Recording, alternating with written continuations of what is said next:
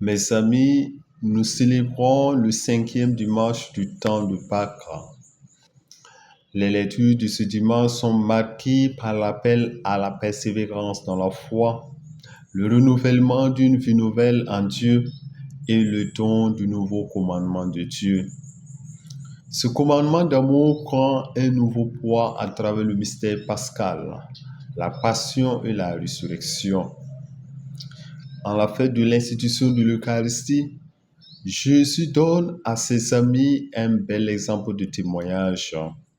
Si donc je vous ai lavé les pieds, moi le Seigneur et le Maître, vous aussi vous devez vous laver les pieds les uns aux autres, car c'est un exemple que je vous ai donné pour que vous fassiez vous aussi comme moi j'ai fait pour vous.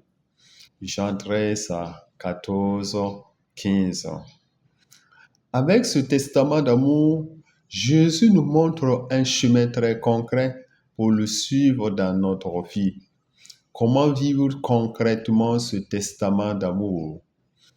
Aimer comme le Christ, c'est aimer nos proches, nos ennemis et ceux qui nous sont confiés, ainsi que les inconnus placés sur notre route, d'un amour de bienveillance et avec un esprit de sacrifice.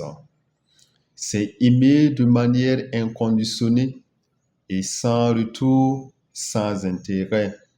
C'est aimer ceux qui nous font du tort, celles qui ne nous aiment pas ou pour qui nous n'avons pas de sympathie ni d'attirance particulière, sans exclure personne.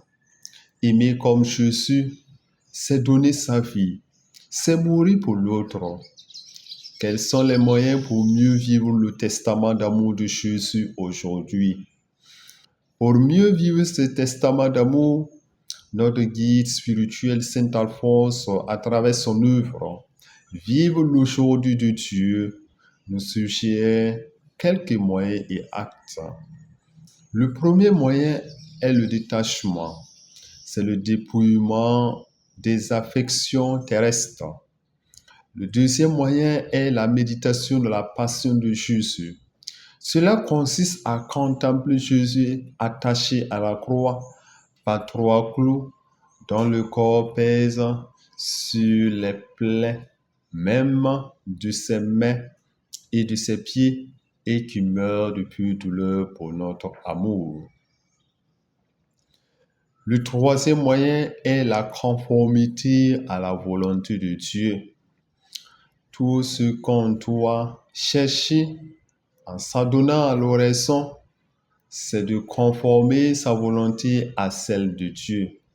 C'est en cela que consiste la plus haute perfection, nous dit Sainte Thérèse.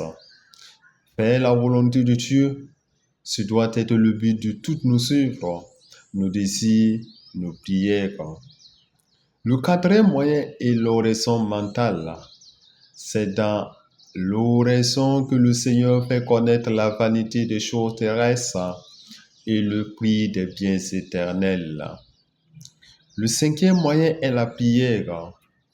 Si nous voulons nous sauver et devenir saints, nous devons donc sans cesse nous tenir à la porte de la divine miséricorde, y prier et y demeurer en aumône tout ce dont nous avons besoin.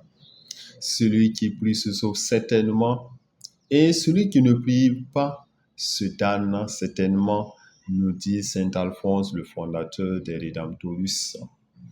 Demandons à Dieu de nous donner la grâce de l'amour pour vivre en enfant de Dieu dans ce monde. Amen.